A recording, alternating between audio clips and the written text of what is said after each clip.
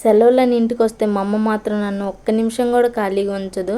Video తీసుకుందరా పొలం పోదామని చెప్పి పొలం తీసుకెళ్ళింది. దేనికో కాదు మేత కోయడానికి.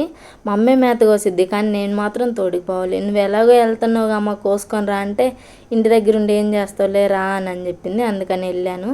ఇక్కడ ఇది మొత్తం మేత కోసింది, సరిపోలేదని చెప్పి మళ్ళీ అటు సైడ్ పోతుంది కోయడానికి. ఎంత దూరం మా ఎవరు చెప్పారు పల్లెటూరు అప్డేట్ కాలేదని? చూడండి ఎంత అప్డేట్ అయిందో. ఒక్కరు కూడా పొలాలలో దిష్టి బొమ్మలు అయితే పెట్టట్లేదు. ఇలా అమ్మాయిలు ఫోటోలు పెడుతున్నారు దిష్టి తగలకుండా ఉండడానికి. ఇంత అప్డేట్ అయింది పల్లెటూరు. ఇది అమ్మ చూసాను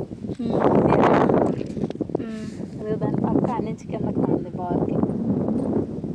నా ఫేస్ మాత్రం మాడిపోయిన మసాలా దోశ అయింది. మా పొలం మాత్రం ఇంకా రాలేదు. మా అమ్మ ఏమో జెట్ స్పీడ్లో నడుస్తుంది, నేనేమో చిన్నగా వెనక వీడియో తీసుకుంటూ నడుస్తున్నాను. కానీ ఇలా పొలం వచ్చినప్పుడు కొంచెం రిఫ్రెషింగ్గా ఉంటుంది. చూడండి పొలాలు ఎంత అందంగా ఉన్నాయో, అంత వరి పంటే ఎంత పీస్ఫుల్గా ఉందో.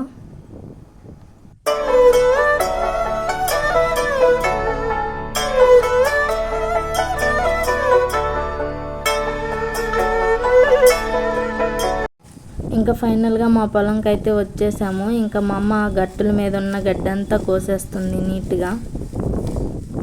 ఇప్పుడు మా అమ్మ అక్కడ కోస్తుంది కదా, దాని కింద ఉన్న వరి పొలం మాదే. ఒకసారి మీకు ఫన్నీ ఇన్సిడెంట్ చెప్తాను.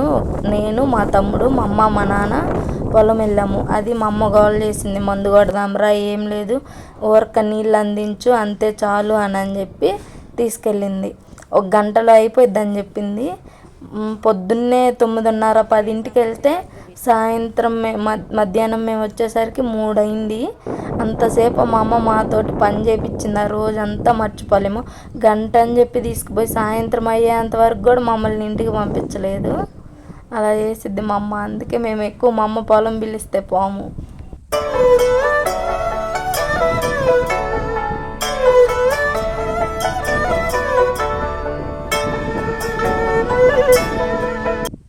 ఇక్కడ చూడండి నా ఫేస్ ఎండకి ఎంత కర్రగా అయిపోయిందో. అదే చెప్పుకుంటా వీడియోలో నవ్వుకుంటా ఉన్నా నేను.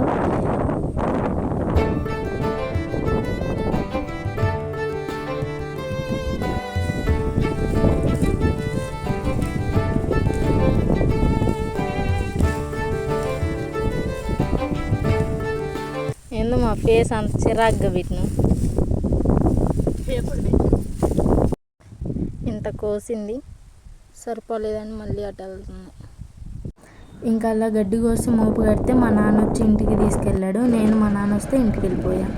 ఇంకా ఇలాంటి వీడియోస్ కావాలంటే నా ఛానల్ని సబ్స్క్రైబ్ చేసుకోండి. బాయ్.